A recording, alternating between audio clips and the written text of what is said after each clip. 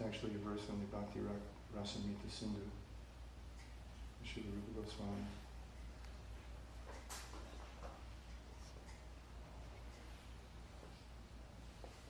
It's found in the Bhakti Rasamrita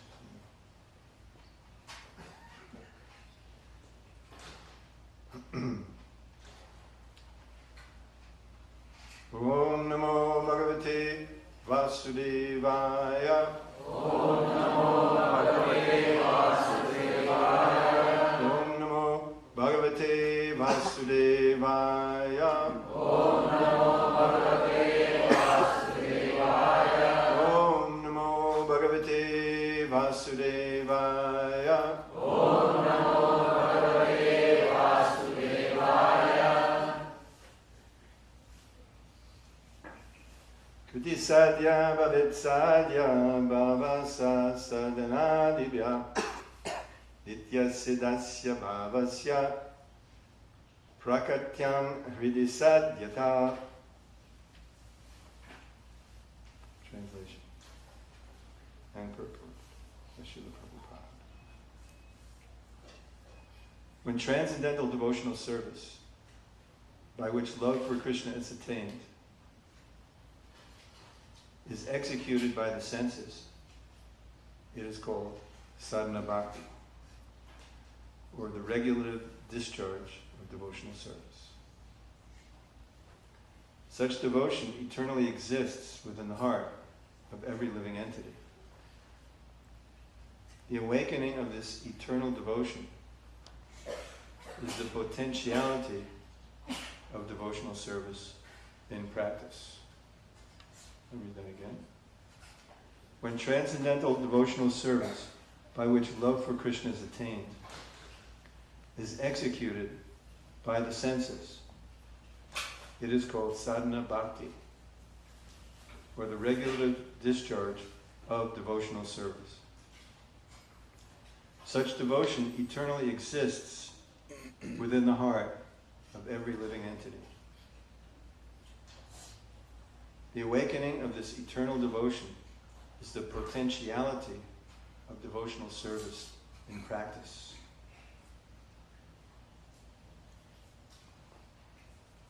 In other words, devotional service in practice leads to the awakening of pure devotional service within the heart, pure spontaneous devotional service within the heart. That's the potential of devotional service in practice. Prabhupada explains. This verse is found in the Bhakti Rasamrita Sindhu 122.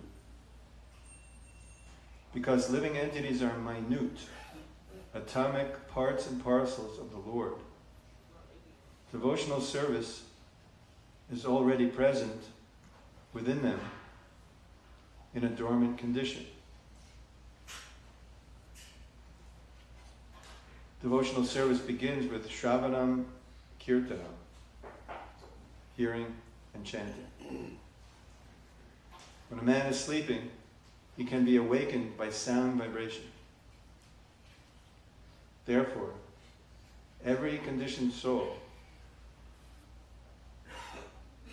should be given the chance to hear the Hare Krishna mantra chanted by a pure Vaishnava.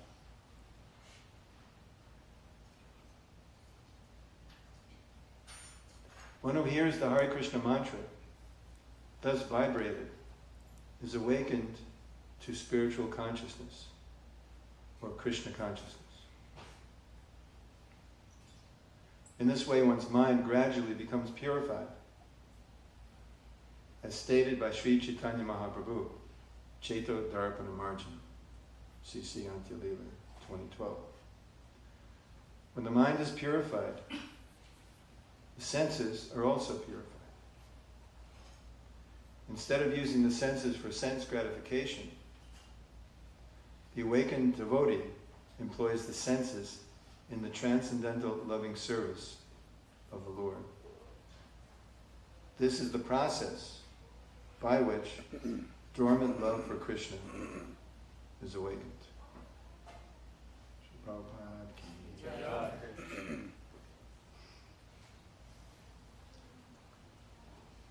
another verse in this connection. Nitya Siddha Krishna Prema Sadhya Kabunoi Shravanani Sudachite Koroye Udoy. Did I pronounce that okay, Ajamil? Ajamil always, he's Bengali, so he always corrects my Bengali pronunciation. So, Nitya Siddha Krishna Prema. Thank you.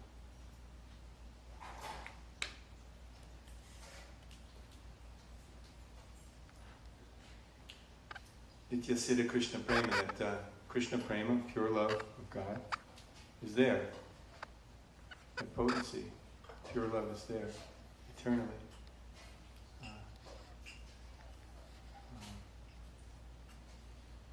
Sadhya Kabunoi. It doesn't come from anywhere else. It's already there. It's our nature, in other words.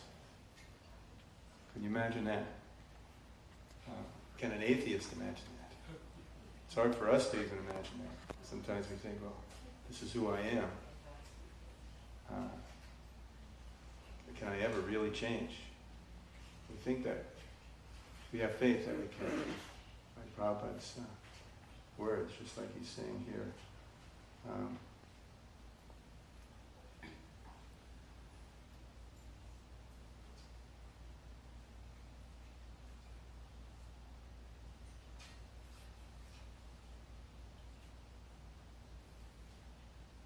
He's just explaining in a very simple way the process by which dormant love for Krishna is awakened. And Prabhupada very often says it's very, what is the difficulty? There is a biography of Srila Prabhupada, or anecdotes written by Shrutikirti Prabhu, who was Prabhupada's secretary for quite some time. And the title of the book is, What is the Difficulty? Of course, Prabhupada would always say, make it sound so easy. And it actually is. Very complicated. Instead of going like this, we go like this. We try to go like that. So, it's there within us. It's very nice to know that that's our actual nature. That especially when we think about some bad qualities we might have and identifying ourselves with that, or look at bad qualities in other people, think of them as that rather than as spiritual beings. And we'll become distracted, averted by those things. And that's why it's often quoted in the scriptures, the examples of great devotees like Prahlad Maharaj and Haridas Thakur, great devotees who are able to see the purity deep down inside of everyone. And Prahlad had great love for his father because he knew that the nature of his father was not that he was a demon. And we know this, just as being explained here, that everyone has pure love of God within their hearts. It's the nature of everyone. It's just been covered over. And so Prabhupada is saying here, we'll get to this later perhaps also, that this chanting awakens that. Shravanadi Sudachite Koroye Udoy. This hearing and chanting awakens that pure love. And so Prabhupada said, therefore, what did Prabhupada say? Therefore, every conditioned soul should get the opportunity for this hearing and chanting. Prabhupada said, every conditioned soul. There are a lot of conditioned souls. And Prabhupada is giving this, it's an instruction here to all those, it's a general instruction that Prabhupada is giving. Every conditioned soul should get the opportunity. In other words, he's saying, please try to give every conditioned soul the opportunity to hear this Hare Krishna mantra chanted and hear about the pastimes of Krishna, chant the pastimes of Krishna. And of course, and Prabhupada is also saying, it should be heard, this chant should be heard from the lips of a pure devotee. So in other words, it should come in the line of the cyclic succession, where the understanding of the chanting of the holy name is given. The understand who is Krishna, for example.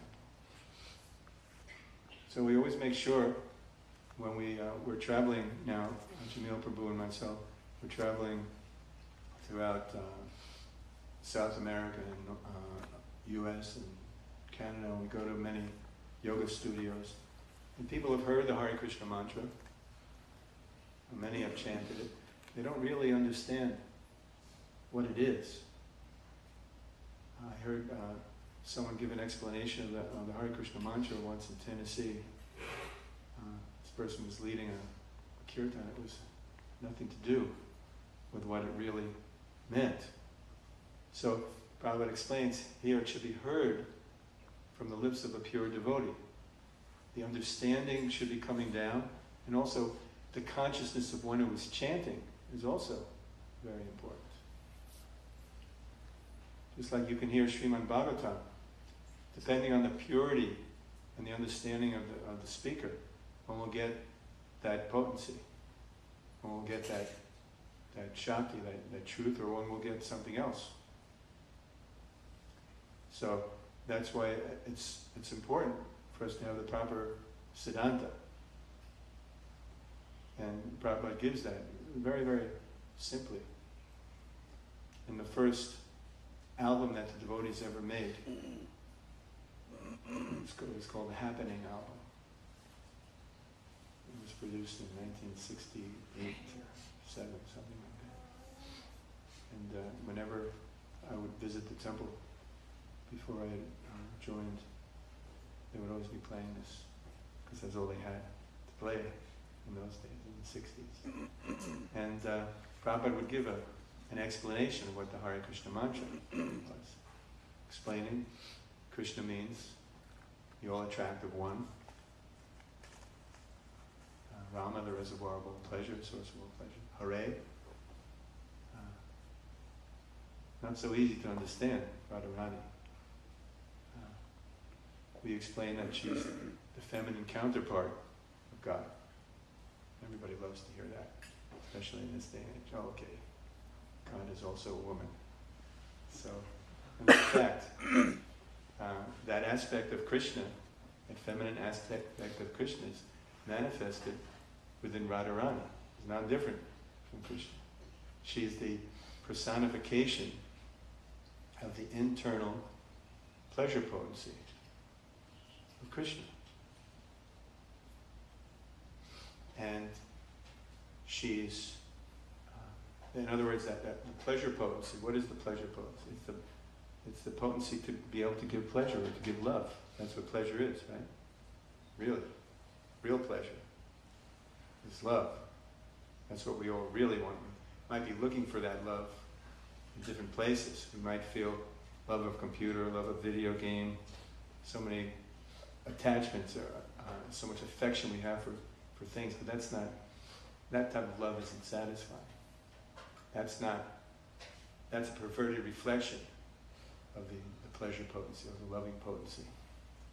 That's not what's buried deep within the heart, not that type of love.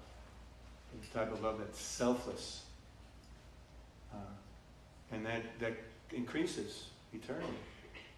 And that love is personified within Radharani, and it's exemplified to the ultimate degree. She's the embodiment of Krishna's pleasure potency. So it's inconceivable how much love Radharani has for Krishna. And so we explain that the relationship between Radha and Krishna is the summit of all spiritual perfection. And that spiritual perfection is exemplified in loving exchanges, in the love between Radha and Krishna, the Divine Mother, the Divine Father. Prabhupada explains in that introduction to the Hare Krishna mantra that one can by going through the Divine Mother, Supreme Mother, Radharani, one can approach Krishna. So that relationship is so difficult to understand because it's the pinnacle of divine love. At the same time, we could enter into that, we can participate in that relationship